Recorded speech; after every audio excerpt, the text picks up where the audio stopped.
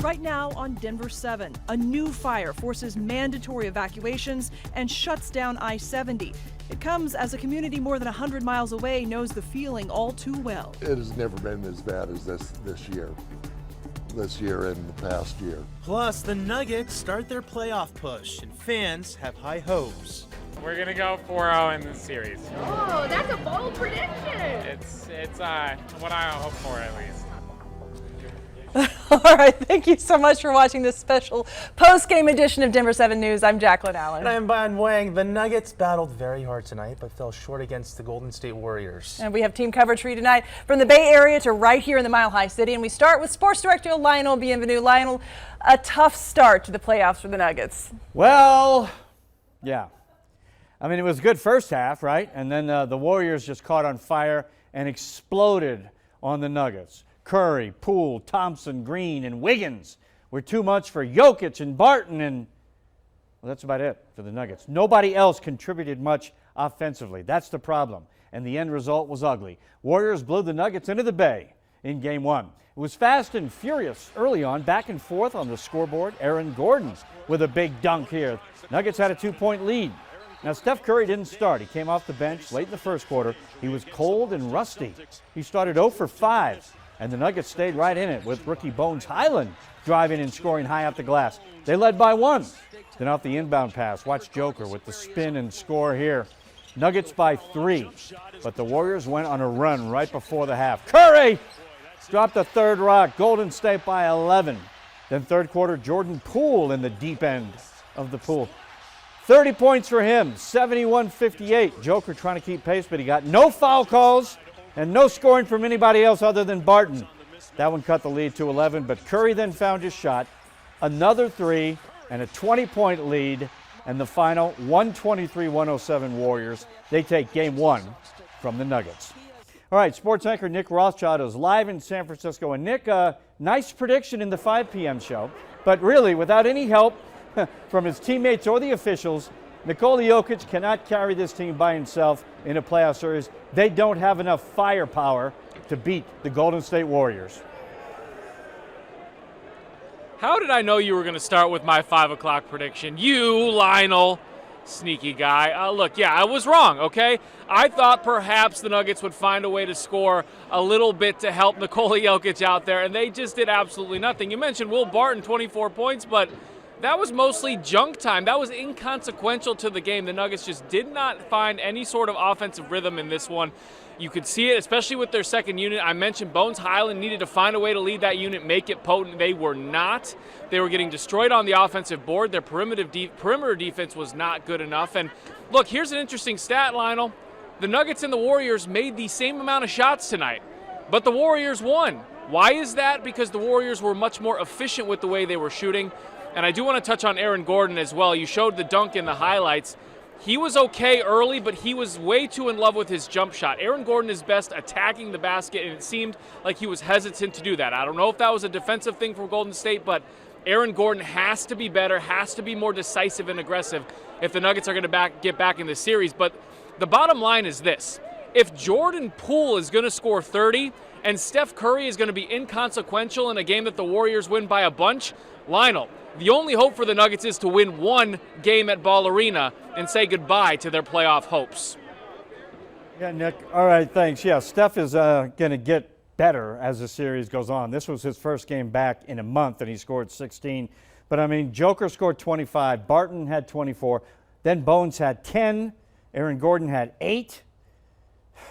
Yeah, that's not going to cut it. Monte Morris, 10 points again. So, again, not enough firepower tonight, and if Jamal Murray doesn't come back, then this series is in deep trouble for the Denver Nuggets. Now, Coach Michael Malone and the players will be coming out soon for the post-game press conferences. We'll bring you that live as soon as they happen right here on Denver 7. We're going to keep our fingers crossed, Yes. Lionel. And guess what? Exactly. There's always hope. Hope springs eternal. Downtown Denver's McGregor Square hosted the official Nuggets watch party tonight to kick off the playoffs. Denver 7's Micah Smith joins us live from Tom's Watch Bar. Micah, a lot of people out there for the game, but they're going home a little disappointed tonight.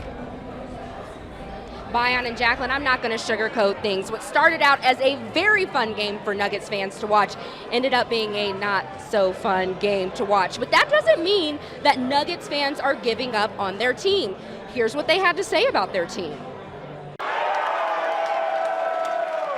I'm just so excited to be out here. It's such a great time. I love this city, I love people, and I love my team. Jokic is unbelievable. He's the best player in the league. Why are the Nuggets your favorite team? Because of Jokic. Because they keep winning all the time, and yeah, they're already on the finals. Let's go Nuggets, baby! Now we know the Nuggets weren't the only Denver team playing tonight. The Avs took the ice, and right across the street from where we are at McGregor Square, the Rockies also playing really well tonight. We actually talked to a new Rockies fan, and he told us we can expect a lot more winning this season. So my parents are in town from Indianapolis, and we're going to take them to a Rockies-Cubs game, and I'm a former Cubs fan, but I got Chris Bryant on my back. Oh, snap. So we're hoping that his transition kind of brings the Rockies up. Now back here at the official Nuggets watch party, a lot of disappointed fans, but they had some words of optimism for the Nuggets fan base. We'll have that for you coming up on Denver 7 News tonight at 10. But for now, reporting live, Micah Smith, Denver 7. Oh my gosh, what a fun night to be downtown. Thank you so much, Micah. All right, Nuggets head coach Michael Malone is taking the podium now for his post-game conference after the Nuggets lost. Let's go ahead and listen in. Something where we'll look at the film to see what they're doing, because they're doing a really effective job of keeping them off the foul line.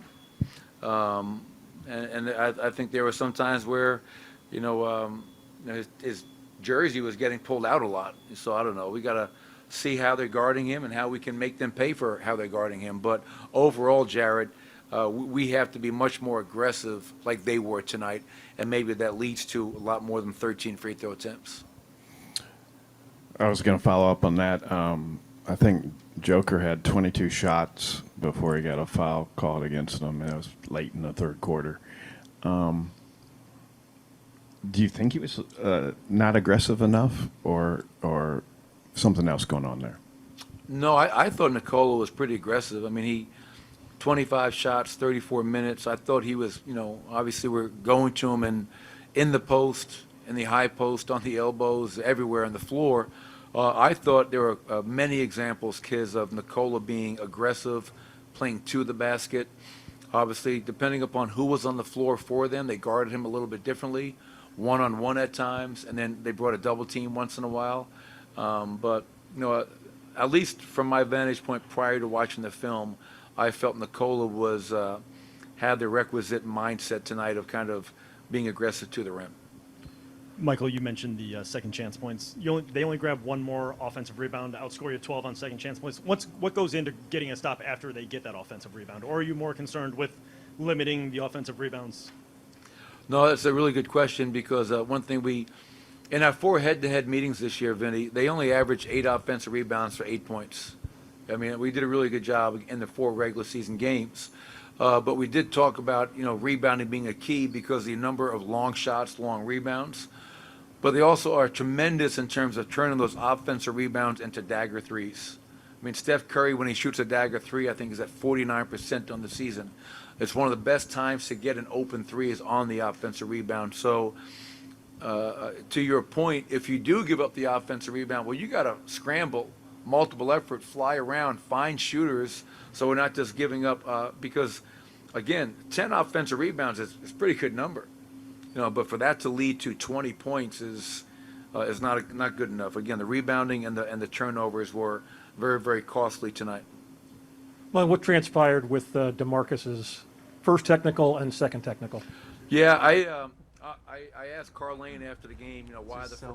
And that was Nuggets coach Michael Malone talking about the issues with the rebounds there. The tough loss for the Nuggets. Game 2, though, the Nuggets Warriors series is Monday night, 8 p.m. The series comes to Denver next Thursday at 8 p.m. All right, get your schedules out. This coming Thursday, Denver 7 is running a special to honor legendary Broncos safety Steve Atwater. Atwater was inducted into the Hall of Fame this past July following a 10-year career in Denver that included 2 Super Bowl championships and 8 Pro Bowl selections. Listen to Atwater explain his reaction to being known as the smiling assassin, an intimidating force on the field and a humble person off of it.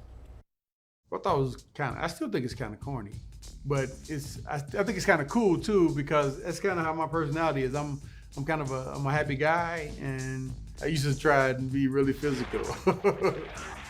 Steve Atwater Road to Canton is this Thursday at 8 right here on Denver 7. It's going to be a good one. Yes. All right, now to the fire danger across our state. Tonight, a new fire is burning in Eagle County, and it's forcing evacuations near the town of Gypsum. Now, that's on the western slope, and at one point, this fire shut down I-70 for hours. Denver 7's Colette Bordelon joins us now to talk about what's being called the Duck Pond Fire. And Colette, just in the last 20 minutes or so, we are getting some new information. And so far, the good news is no homes have been damaged. That's right, Jacqueline. That is the good news. But the fire's burning right here. This is in between Gypsum and Dot Cerro. So that would be right before you'd hit Glenwood Springs if you were driving west on 70. Anyone living or working on the western end of Gypsum to Dot Cerro is being told to evacuate now. And that notice will be in effect at least until tomorrow morning. The fire's around 25 to 30 acres at the last estimate. We are expecting an update to be posted on a Facebook page soon. That page is called Eagle County PIO. Like you were saying, Jacqueline, I-70 was closed for around 3 hours today, but it's now back open in both directions, which is good news for anyone driving out there tonight. Of course, it could always be closed again depending on the wind overnight and what happens with the fire. The other route drivers had to take added on at least a couple of hours to any trip. It's the reality of traveling through the mountains, is that we just don't have a lot of alternate routes that are nearby because of the terrain. There's food and support available for anyone who needs it at the fairgrounds or Eagle River Center, and the Red Cross can help with a place to stay. Eagle County Animal Services is there to take pets in, and once we have more information, we'll bring it to you as quickly as possible. Live in the studio, Colette Bordelon, Denver 7. And we are hoping to get some more information tonight, so we'll have that coming up tonight at 10. But let's send it over to meteorologist Stacy Donaldson now. Stacy, the winds are not helping with the fire danger. They'll be picking up again tomorrow, too. It looks like it. 40 to 50 mile an hour winds is generally what we had across eastern Colorado today and up into the foothills. The good news is we started to see some moisture come in through western Colorado over the last few hours. So for that fire that's near Glenwood Springs, I'll show you that radar in just a second. We do have some moisture that way. Red flag warning in effect though tomorrow, not only for Denver but all the way down into southern Colorado, and the National Weather Service added on Jefferson and Boulder counties because those winds could be up around 65 miles an hour tomorrow. So even though we had those winds up to about 50 today, they could be even more intense tomorrow, and high fire danger out across the eastern plains as well. At this point, the winds aren't too bad. We have 30 to 35 mile an hour winds for northeastern Colorado and down through the southwestern part of the state and off to our west as well. So we'll keep a close eye on these winds, but it does look like they'll be a little more intense tomorrow. Light winds tonight with clearing skies, and then a good looking Easter Sunday for us. We'll have the complete forecast coming up. All right, Stacey, we'll be sure to check back in with you. Thank you. All right, a bit of good news tonight on the 37E fire burning north of the town of Lyons in Larimer County. All mandatory evacuations have been downgraded to voluntary evacuations. The fire started yesterday in the Blue Mountain area. Fire officials there say the fire has burned 114 acres and is now 75% contained. For the people living in the town of Lyons, this fire is another example of what has become so common in our state this year. It has never been as bad as this year and the past year. You know something's going to happen, especially with the winds we've been having, and those have been the biggest nightmare as far as I'm concerned. Might be an understatement from what we've seen in the last couple months. Now, according to the Rocky Mountain Area Coordination Center, at least 14 wildfires have burned in our state just this month. For some perspective, we did not see any fires in the beginning of April in 2021 or 2022.